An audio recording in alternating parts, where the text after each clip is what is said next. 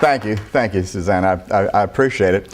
One of the things you can see, since I actually got my bachelor's degree in '65, that I probably am old. All right, I'm just start off, and so 5 decades of change. I want to talk about really what I've been through for the last 45 years to give you an idea of what might happen in the next 45 years. And when I began, the very first days of computer science, that I want to talk with you just a little bit about the early computer history and my involvement in early computer history, and then sort of a personal history of change, my change as I went through my life, sort of highlighted by each decade as we went through it, and then finally just a little bit of talk with students about some preparation for life changes and some of the things that you might do to prepare for your future a little bit. First generation computers, and I just wanted to start with this because this is where I started. That if we went to the very first analog computers, and analog computers, if you go to the EE department, they may still have some analog computers there. And analog computers then really kind of got replaced from analog to digital, and I'll talk about some other changes from analog to digital that took place later. And so what happened is they got rid of the analog, they went to digital computers, and the first digital computers that were actually produced, of course, was the UNIVAC 1101. Ask your grandparents about the $64,000 question, and they'll tell you about the machine there that actually sorted the questions and put them out for individuals. So the first one that people actually saw, IBM 650, and the one that I was involved with was the Burroughs Datatron 205, which came out in 1954. And that was a computer for the New York Stock Exchange. And my undergraduate at Lamar University, which was then Lamar Institute of Technology, had that computer. And one of the great things back then is that people were pretty excited about it. It wasn't much. This is what a control panel looked like back in those days. And this particular computer was a vacuum tube computer. Now, Professor Gauci, who was one of my professors when I was here. In fact, I had Professor Gauci in 1967. I had a course from Professor Gauci, so that was 40 years ago. Professor Gauci worked on those machines, so he'll recognize a vacuum tube. Okay, this vacuum tube actually came out of that first generation computer, that Burroughs Datatron 205. That's what they looked like. This would store 1 bit of information. Not a gigabyte. Okay, not a megabyte, but 1. Now this computer was pretty exciting because it was a great computer, and you might say, okay, well, if they'd use this in the stock exchange, how powerful was it? It had 6,000 words of rotating drum memory. That's it. 6,000 words of rotating drum memory. I was able to program on this, and this was the first computer course I took in 1963, was on that computer. And we wrote in machine code, 10-digit decimal machine code, 4 bits per decimal character, and that is how we programmed. That machine code, or ALGOL, and ALGOL, of course, some of you would remember. I know Dr. Gauci remembers, and maybe a couple of others in here, and there's Dr. Korb here, if he were here, there he is, that he remembers it as well. Of course, it was a recursive, block-structured language that was used primarily in Europe, but taught some over here. In fact, I took an ALGOL course at Purdue, which is supposed to be a comparative programming language. It was all ALGOL with Professor Longbach in probably 67. But at any rate, so they had that in the machine, and everything that we used, of course, was punch cards, an 026 IBM key punch machine that could only punch BCD, and so 64 different characters it could punch on a 6-bit card, and of course these were the cards that we used. And so you had 6-bit cards, 80 column, and this was the data source that we used to all of our programming in on those 026 machines. So all of that was a lot of fun. Everything was reproducing punch, sorters, printers. And even when you did college class rolls, there were no computers when I had initial courses and others. They took and they punched a bunch of cards for each course. Then you went through registration and you'd go to the math department and say, I want to take math 231, they'd give you a card from Math 231. You'd put those cards together, and they punched a header card with your name on it. You would turn that stack of cards in, and that would generate the course list and give you your schedule off of the listing machine and the sorting machine. And that's how you did computer registration at the time. And this equipment was in place, again, for many years. Now I want to show you this picture because this was the printer on that first vacuum tube computer that we had. So that was the printer. This pretty young co-ed was showing some amazed people on the side that this is a computer. So it'd bring people in to show people what a computer looked like and what it could do. Now this pretty co-ed just happened to be her mother and their grandmother. Now that wasn't the only one. You might notice the co-ed in the front on the right. Okay, this is the math department. This is the math club. Okay, that's my wife on the right. Those are the faculty members, the three on the back, and the other ones, and again, that's in front of that first generation computer. So we actually took machine code programming together. Met in calculus, nerds in love. What can I say, all right? This is me in front of the same computer at that time. So I was 19 in this picture with a little changing over the years, of course, but at any rate, again, this was the first generation. Well, that was the only computer course that was available at the time when we had it. We hadn't quite got to second generation computers yet. But then what happened is that you'd get out, and I was a math major. Were there computer science majors at the time? None. There were no computer science majors. There were engineers, mathematicians, physicists, and those were the majors that we had. Now, unbeknownst to me, just about at that time, is that Purdue had already created the first computer science department in the nation. But it was not undergraduate, it was only master's and doctoral when they started the program. And so when you got out, you could go to work for NASA, maybe Texas Instruments, chemical companies, aerospace. All of my friends went into aerospace. Some went to NASA, some went to aerospace. My job offers were in aerospace, NASA, Pratt Whitney, GE, the others at the time, or chemical, and that's what we did as math majors because there wasn't computer science. So we go back right then and we take a look at this, and right at that time in the mid-60s, early 60s, transistor really came into computers, and the second generation computers, and that IBM 650 that we talked about became an IBM 709, and that was their first big computer, and we moved all the way up then to transistors.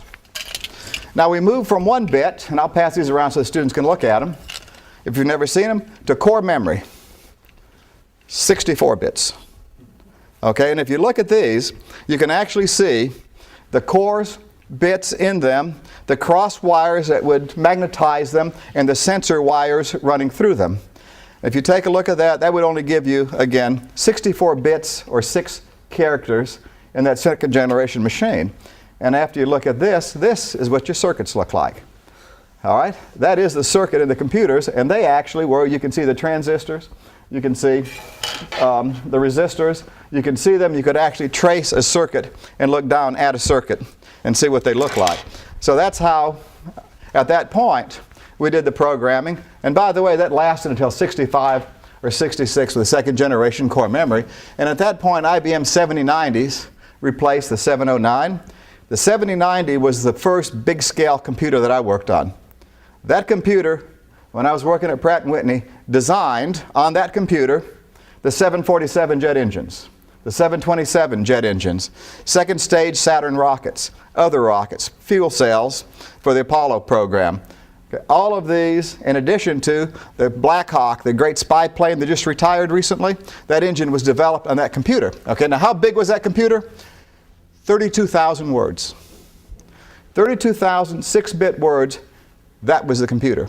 You got one computer run a day, and you better not make a mistake on it, and all the programming was done in assembly language or in Fortran. Powerful computer, Fortran was the language, Fortran 2, then Fortran 4, and then finally it moved along different versions on Fortran.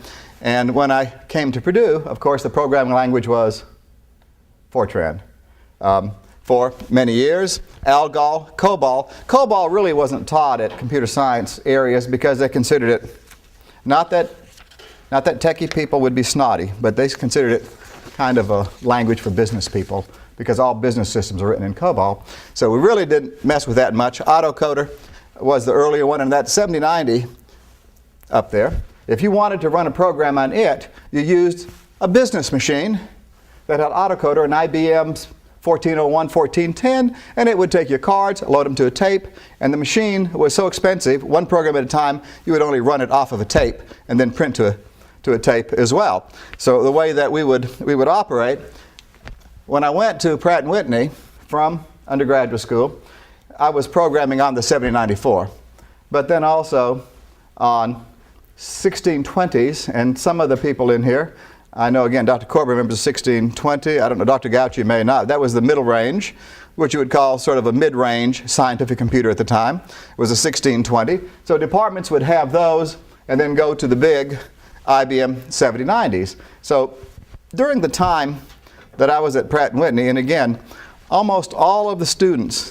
when I came to Purdue, my friends that I worked with, almost every one of them were in aerospace. We were all typically in 23, 24, 25. Typically all of us had spent at least 2 years working in aerospace for some company because that's what the engineers and the physicists and the mathematicians did when they got out of school, and had worked on similar type machines. And so all second generation programming environment, you would have key punches, again, the 026 key punches. The site that I worked in was Pratt Whitney's Research and Development Center in Florida. So I would go in, there were maybe 100 engineers in there doing programming. All stages of different types of programming. And we were engineering analysts at the time is what we were called. And in the front of it were 30 to 40 key punch operators working 7 days a week, 24 hours a day in shifts, doing the coding on all the data and stuff that our programs would be running. You ran one program at a time on that 7090. When it finished, the next one would come in. There was no concurrent processing. There was no scheduler. The scheduler was the sequence in which you put the programs together on the tape. That was our scheduler. So which the first one was the first one in that would operate. The kind of projects that I worked on were really a lot of fun, and I enjoyed it a lot. I had a strong math background when I came in, so I got assigned doing all the subroutine libraries. So I was able to maintain, and back then you had, for all of your math functions, you would have a subroutine library, and these libraries then would be used by the programmers to call them in to do their regression analysis, to do their interpolation, to find zeros, whatever it was. You had subroutines that performed those functions for you, and so I got to do those libraries. I got to work on high-pressure pumps, doing design work on those. Got to do design on rocket contour nozzles for them. Got to do the thermodynamic, and I'll tell you students something on this. I got to also write the thermodynamic property routines for entropy, enthalpy, for liquid hydrogen, gaseous hydrogen, oxygen, liquid and gaseous oxygen, which were what we used in our rockets, and also what we use in the fuel cells when we combine those. So I got to do the nozzle design on those and also do some spline analysis and generate spline curve. I didn't know they were called splines then. Not until I came to Purdue and found out from Dr. DeBoer what splines were, is what those functions were. But the point I was going to tell you is that there was one course in college I blew off. All right, so don't blow off a course, because you never know. It was thermophysics. I had it my last semester. I was trying to talk my wife into marrying me, and I was sitting in the student union with her, and I looked at my watch, and I missed the first hour of my thermo final exam.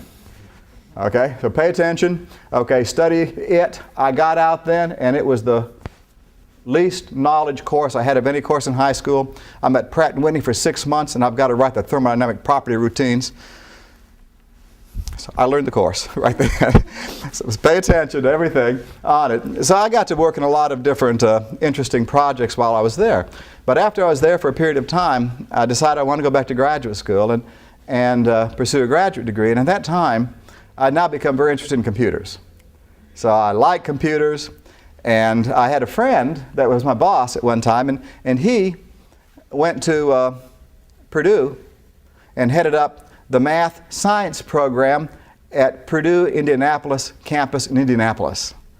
And they had started that, and so he went there. His name was Al Sadika, and became the department head of that group in 1966. And so he said, hey, think about Purdue at the same time. And so I gave my company 10 months' notice that I was going to be leaving and going back to graduate school full time. I didn't know I was going to Purdue yet. So I did that, and then I had started teaching college at night at Florida Atlantic University. So I'm working now at Pratt Whitney.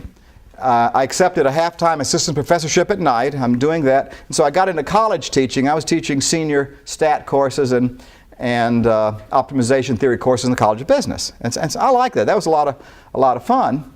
But then IBM came out with 360 computers, third-generation computers. So now all of a sudden, we're working along on this, and we come out with IBM 360s. We've now moved from plain old-fashioned circuits with transistors to integrated circuits.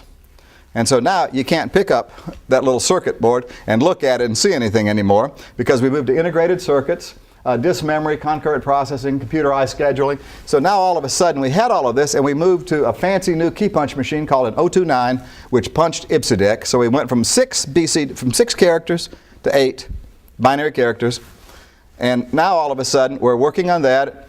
But at the same time, IBM came out with a whole series of 360s. And one of the important ones, they had 30s and 40s for business, 50s and 65s for scientific companies. 67 they announced, which was a time-sharing system, the first true big time-sharing system. And some of you may say DEC to me, but we'll just hold off on that because they weren't as big, powerful scientific. But they came out with their Model 67. This new computer department decided what they needed was an IBM Model 67, and Purdue ordered a 67. Okay, the company I was working for got 65s, scientific ones, not the time sharing. So we're working on those computers, and so I went on then converting all these systems at Pratt Whitney from second generation to third generation computers, and started doing that. In the meantime, CDC came out with, and by the way, these computers were only a 32-bit instead of a 36-bit computer, but they normalized it in hexadecimal.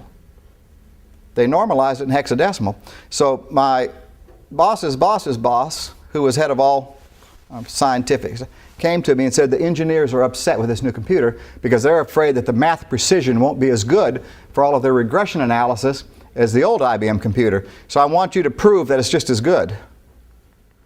Well, it wasn't. So you couldn't prove that. And so IBM came out with this. It was a great machine, but in order to match the earlier machines, you had to go to double precision. In the meantime, a gentleman by the name of Seymour Cray at Control Data came up with a new computer design that had 60-bit words. That had the precision of the double precision of the IBM in single precision, and you could go more. And this machine right here, this series, IBM could not come out with the 67 in time. Purdue built a math science building at this time. Their math science building was being built, and it was being built for the elevators to hold what? A 67. Okay? To hold a 67. It wouldn't hold a 6500. The disk units were too big. They wouldn't fit in the elevators for the new building. So we marched along a little bit with this. Okay? And I talked about that preparing for grad school. I gave them a long time to be able to work with it. Well, all right, we're working now. I decided to go to Purdue. I get to Purdue, and the computer science offices were in the ENAD building. The math sciences building hadn't been built yet. They were in ENAD. And so I show up in the ENAD building, and guess what the computers were? IBM 7094. So the computers at the computer science department in 1966, 65 and 6, were IBM 7094, the world's biggest scientific computer, and it had 32,000 words of memory. 32,000 words of memory is all that it had, and that was the computer machine at Purdue at that time when they came in. So they built the math science building. It wouldn't fit. So at the end of the first year, we moved into the math science building, but what they had to do is dig an elevator outside the building, a separate elevator shaft, to be able to put the CDC, and I bet you Dr. Gauci remembers that just real well. And in fact, in computer courses, and I'll talk about those in a minute, the first computer course that I had that was ever taught for computer center management, was joint taught by Dr. Conti and Dr. Rosen here at Purdue. And this was probably 68, or fall of 67, 68 when that course was taught. And it was the first computer center management course ever taught. And Dr. Conti humbly told us the story and said that was called Conti's Hole outside that building. And if you looked at what the department was like when I got here, and I came in fall of 66 to Purdue, we got here and you said, okay, what about the faculty? A CS faculty member did not exist. There were no faculty members with degrees in computer science at the time. Absolutely none. So they had, when you went down the list of the faculty, they were mathematicians, physical scientists, engineers, different backgrounds, mostly many mathematicians that had PhDs in math. And so you had really, really great men. You had mathematicians like Dr. Rice, and of course Dr. Gauci, Dr. DeBoer, Dr. Conti, who was just a great pioneer in computer education as well.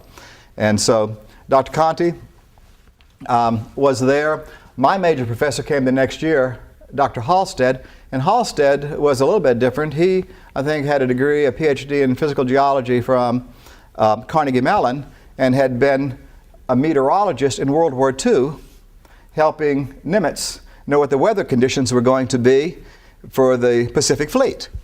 And so he then had worked at Naval Research Labs and done early work in compilers, in particular NELIAC compilers, others in optimization on compilers in software.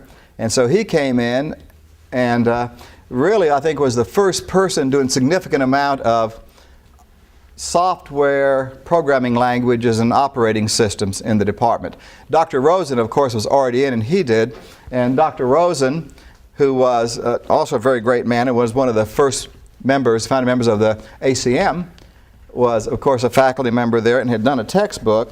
And he and Halstead joint taught operating systems courses together, which were great.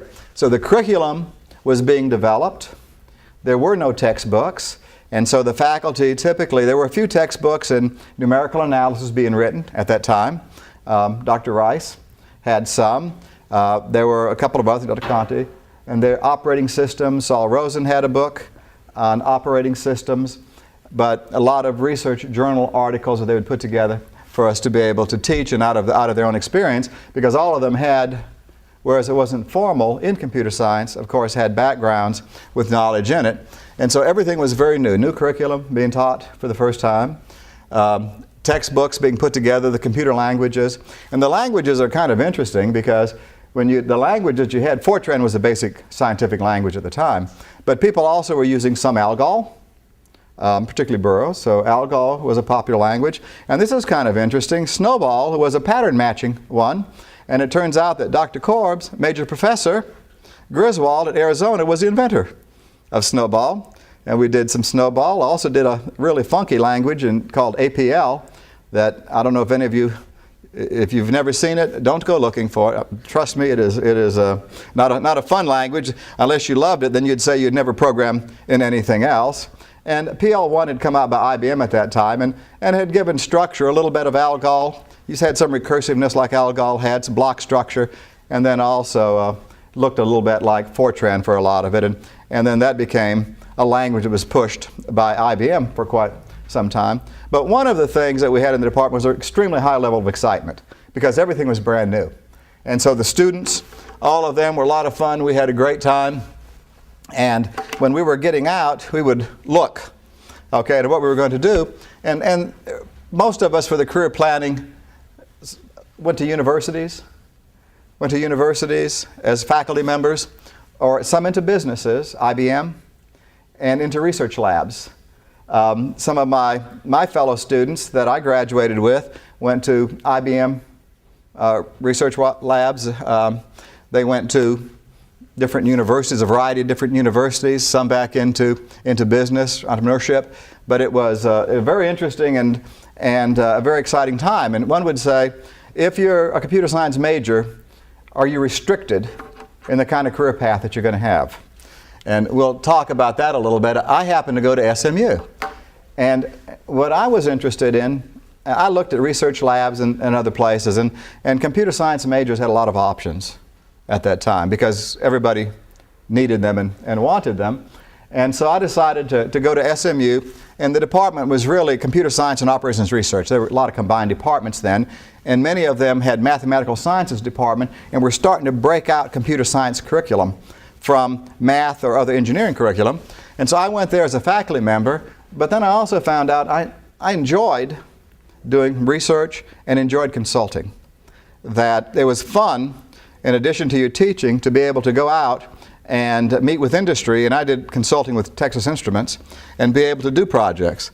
And so, still techie stuff, and some of it, although teaching courses for seismic data processing was kind of interesting, but actually writing floating point hardware within the company. And so I did a few techie things. So I did that for 3 years at SMU, and again, I got involved in consulting. And so then I had an offer to go to Lamar and start a computer science department. And they didn't have one at that time, but I knew the administration from my student days. We had good relationship and had kept in touch with the faculty. And so they taught computer courses in the engineering college, and particularly industrial engineering would wind up doing a lot of them, and also in the math department. And they would use them to supplement their programs instead of the computer science. So I went there. They had a CDC 3300, courses, Fortran, COBOL, punch card registration still, 026 key punch machines. No separate computer science division. Not much had changed at the time, but again, a CDC. So as soon as I got there, I think it's important, and remember, there was no computer science division, and so what the math department would do is say, these are math science majors, kind of math science, computer specialty. They weren't thrilled about losing the people that want to be computer science majors. Engineers in industrial engineering said, well, they're industrial engineers with a computer science kind of slant to them, right? They didn't want to lose. So the first thing you had to do was create an identity to separate yourself from these other people. And so as soon as I got there, the first month, create a football team so that we could play intramural football or challenge. You can beat math majors, okay? You can't beat marketing majors or these guys, but you could beat math majors, all right? So we formed a football team right off the bat. Oracle over there. Humbly, I named myself Oracle, okay, and put that in the football team. But you can see the names of the earliest computers. There's a CDC Star, CDC 6600, Maniac, Univac, Mark I, IBM's Too Tall Iliac 4. Too Tall there happens to be, right now, my Vice President for Information Technology in our corporation. So this is kind of what they look like, and of course, every football team needed a cheerleader. And so whereas I have a new round of cheerleader over here for Purdue, this cheerleader is my daughter, when she was 2 months old. And you can see the CS. Again, you got to create an identity for yourself and for your department so people know, oh, there really is a computer science department, computer science majors. And so we began putting in time-sharing machines, eliminate the tab equipment, punch cards. I had to keep a card reader for 5 years. For one business professor that refused to convert. He was a department head. So I had to keep that thing just for him because he refused to ever get in a time-sharing machine. And so for his research and his programs, I had to keep a punch card machine. And then it's fun because you're educating the faculty. So I had the opportunity to begin teaching all the faculty. So I ran special courses in the summer for the faculty, then for the students, and we would do that, and it was a lot of fun and real exciting. And so one of the things I did, that was actually the first time-sharing terminal at Lamar. Okay? And again, that's my daughter. But I had this hanging in my office, and the point that I'd tell the faculty, and these were the tough, the students were easy, the faculty were tough to do it. Look, if a 6-month-old can do it, you can do it, okay? That there is absolutely nothing to be afraid of in the computer industry.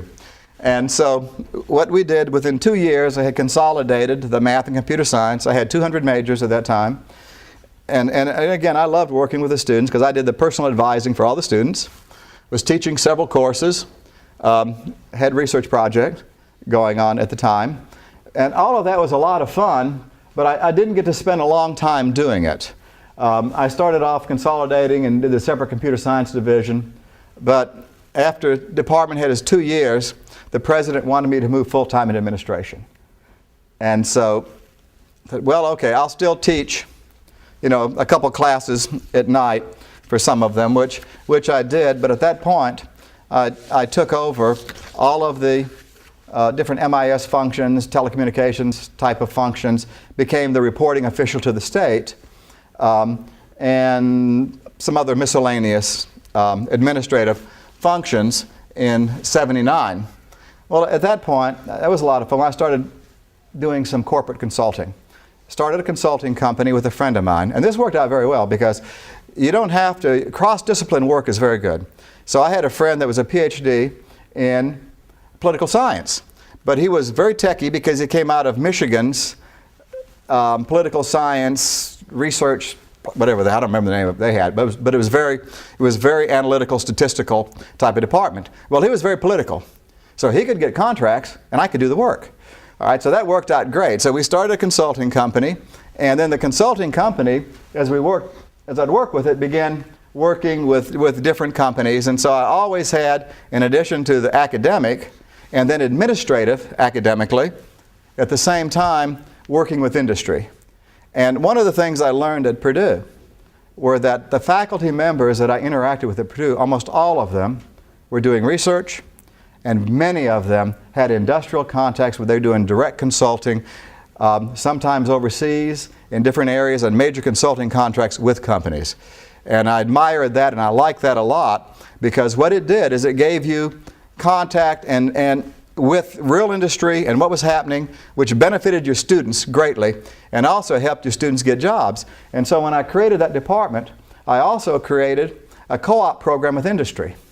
And so with companies, the chemical companies, NASA, others, so that the students that were current students could go and spend a semester working in industry, come back, a semester in college, a semester in industry, and could alternate.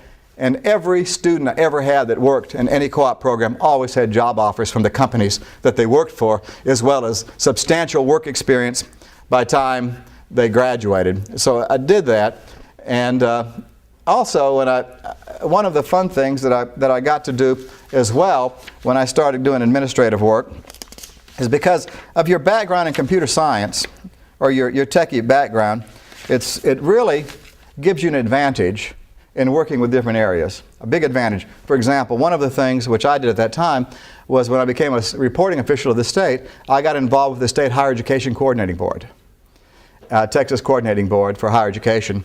And so I got to pretty quickly go on formula committees for them. We did formula funding, so I got to be on their formula advisory committees doing the formula funding for Texas. And because of your stat and math background, that worked really great. And so I became very interested in trying to come up with formulas and structuring our courses at the university to optimize and maximize our state funding. So I started becoming interested in university business and how we were funded and how we got money in addition to the other portion, and thought that you should run the university like a business. You know, that why couldn't a university get the best funding it could in different areas, not just from research, but from the state. And engineering was higher funding, so I kept computer science under engineering funding by being in the engineering college. We get more money for it, and then you could look at it and try to pick courses and make sure that everything that you did maximized the amount of money that you would get. And so by working with that, by now it's in the 80s, all right, in my third decade. I've already gone through the 60s and 70s. In the third decade, working with the state and got to be an officer, president of different state organizations, working with institutional research or business office items. So I worked with that, and then also at that time, I moved into vice president roles and had picked up vice president I kept adding different departments, personnel, other areas, and so I became the vice president for finance and computer services. And I moved into those administrative roles and picked up the finance, physical plant, other areas on the campus. Then I became vice president for finance and operations, again, doing more now university management. I'm not teaching, but I'm still consulting. So I'm working with industry, working with the state, and then also doing university fiscal management as well as other areas. After I'm doing that, I became moving along, and then I also, I was then executive VP for finance and operations in the university.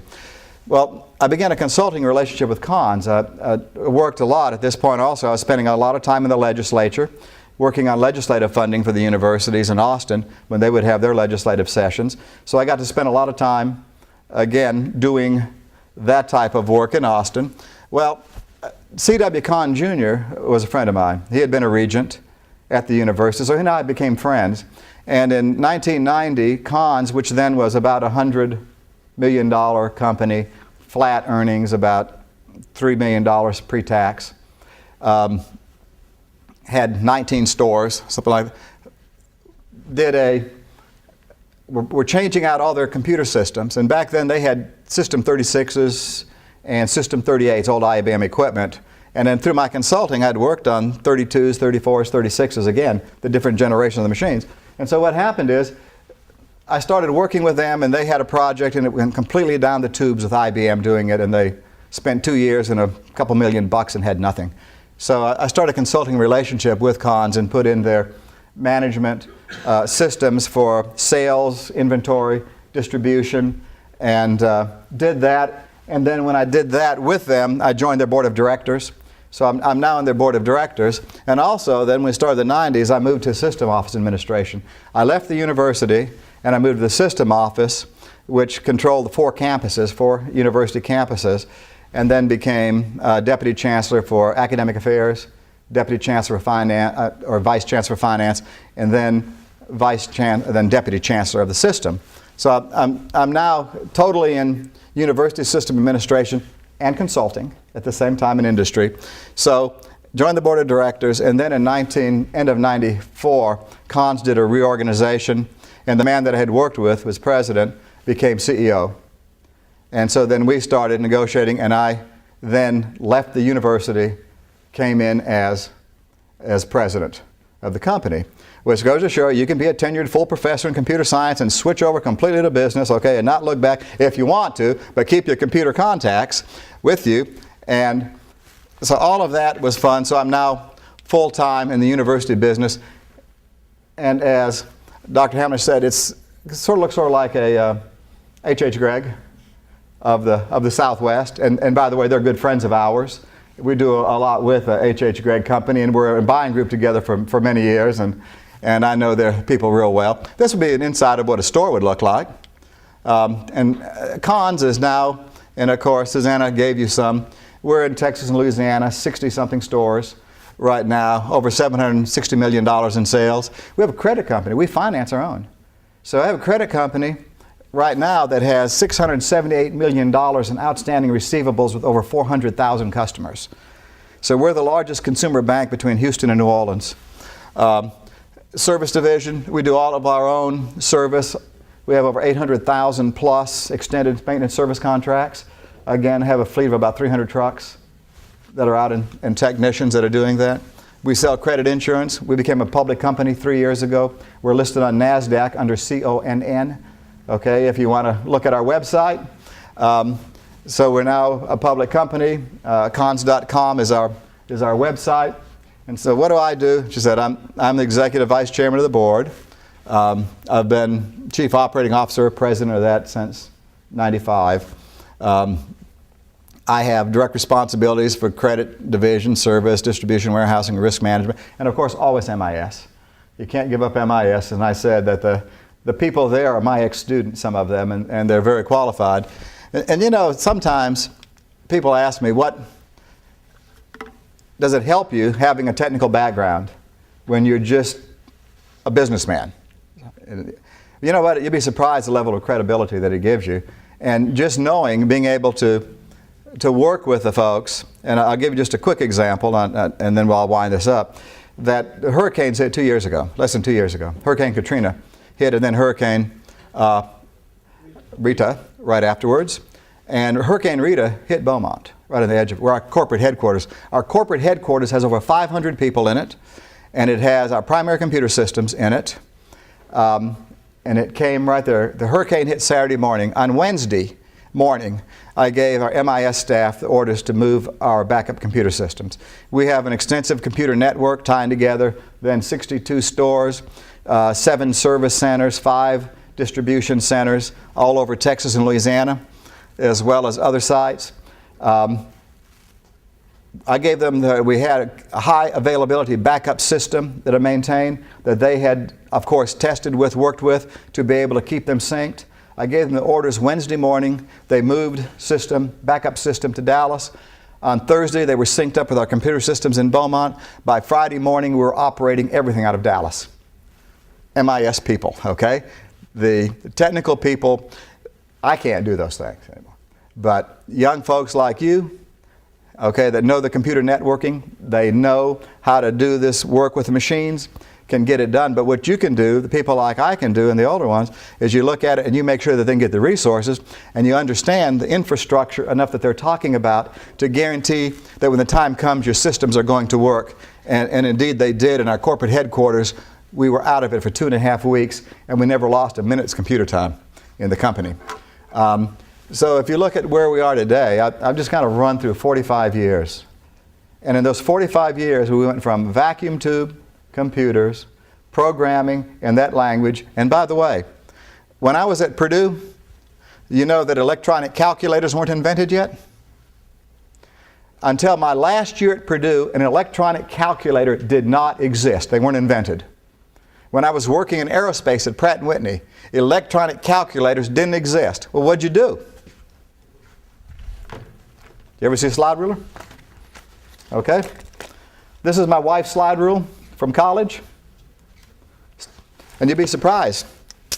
It still works. Okay. Good old-fashioned mechanical systems. You had to, your first course in college, your first semester was a mandatory 1-hour slide rule course. You remember those happy days, don't you? I know that Tom remembers them too. That's what we did. You had to take a slide rule course. And you had, I mean, they give you these equations. You had to make them get the right answer within 2 digits and third significant digit. So if the answer was 7.32 and you had 7.34, you're okay. 7.35, you lost credit. Now, mine's not as good a shape. I probably used mine more than my wife did, but because it's all yellow and they kind of aged on it. But it was this is a KE Decitrig you'd buy them at the bookstore right across the street at Purdue, and every engineer was required, okay, to have them. And this is truly what we would have to use to do it with, because there were no electronic calculators. I guess the points I'd make then is just looking at where you are going through. Keep some options. You know, when you're working in industry, networking, or if you're going to university, or wherever you're working, there are a lot of different interests and career paths that one could have. A lot of different things. My son-in-law, sitting over there, met my daughter at Nortel Networks when they were network engineers at Nortel Networks. He's a computer gamer now, okay, developing computer games. Differences in careers. You know, I've done so many different things in my career, but that all tie back to the value that I had with a technical degree. And so you've got to kind of prepare yourself. You know, we're responsible for our own actions. And one of the things that I would tell students is, look, you need to do the credentialing. You need to do the work. You need to do the preparation. So the people that want to help you and promote you in your career have the ability to do so, that you always have to do your part. Work ethic, you know, performance pays at the beginning. Politics is nothing but good relationships. It's working with people, working well with people, and always your goals and actions for a plan. And I know this is not you guys right here, because you're thinking about it. You know, you're always supposed to be thinking about my future and stuff. Well, no more, because I've got a plan. It's called wing it and see what happens. Things are going to happen, right? Whether you plan for them or not, you're going to have a career. So I guess one of the things, you never know how many careers you'll have, but I can guarantee you it won't be just one. And if you think of what happened in the last 45 years, what in the world are we going to be like in 2050? I mean, it is just amazing, because I showed you what that 64 bits look like. Well, right now, 4 megabits is a postage stamp that you stick in your cell phone, okay, or your camera. Gigabytes. 4 gigabytes is a postage stamp when you look at what it is. And so when we look at the changes, and I'm just going to finish here with plasma TVs. I can't put one together, but if you think about what happened when I told you 45 years ago, what did we do? We went from analog to digital in computers. Well, the world has now gone from analog to digital in all consumer electronics. And we're just finishing up the end of it. None of that exists anymore.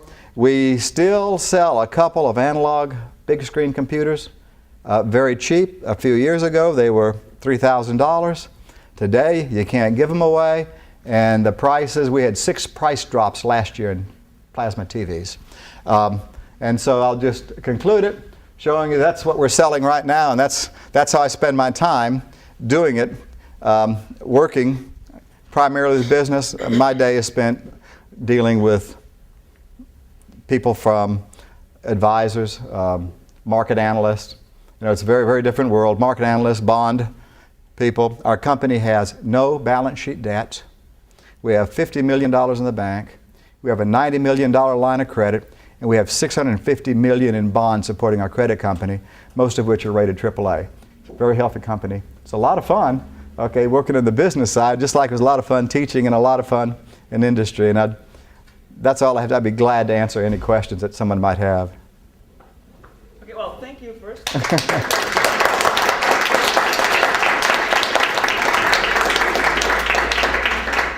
Do we have any questions? Gotta be some. Save your vacuum tubes for 45 years so you can pull one out and show it off, okay?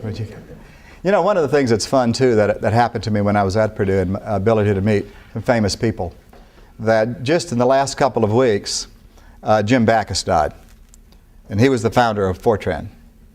He was the guy that did the first Fortran. And very lucky to be able to meet him and spend time with him and talk about early computing days with Backus. Another person was then Commander Grace Hopper.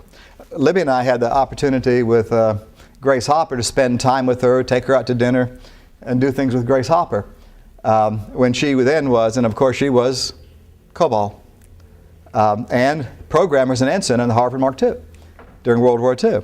The first programmer, one of them, was Grace Hopper. And so you get to meet her, and of course her goal was to be the oldest living. She was waiting for Admiral Zumwalt to die so she'd be the oldest, okay, at the time. And I mean, that was her goal. She wanted to be the oldest active naval officer, and she was promoted to admiral and made it. So, you know, just people like that, early pioneers, just very fortunate. One of the things also that we were very lucky, and this was a result of Purdue, but then later on one of my PhD students was chair of the National Computer Conference, and so Libby and I got to host some of the members of the original computational team at Los Alamos when they developed the atomic bomb in the Manhattan Project. And pictures, when you could see 3 Nobel Prize winners in one picture, von Neumann, Fermi, and his students and all. And again, that those individuals, so I've been very, very lucky through the contacts that I had here to be able to meet pioneers like that. Okay. Yeah, I mean, you know all the names. Grace Hopper actually has, you know, through a conference and through scholarships, is known to almost everybody here. And a lot of very nice. I was going to bring, I told Tony I was going to bring, I have a whole fistful of nanoseconds from Grace Hopper that she gave me, okay?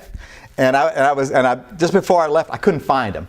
I've got them, but if I come back, I'm going to bring a bunch and give to your female students in that organization.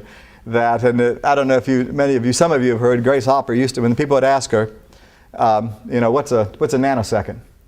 She would give them a piece of telephone wire that was the length of the wire that electricity would travel in 1 nanosecond. It's about 13 inches, okay? And she would keep those and she would give them out to students and to individuals as Grace Hopper nanoseconds. Okay? Okay. Food and reception downstairs. Okay, so yes, we'll move down to Second floor landing. the second floor landing for more food and the reception. Okay, thank you. Okay, Thank you.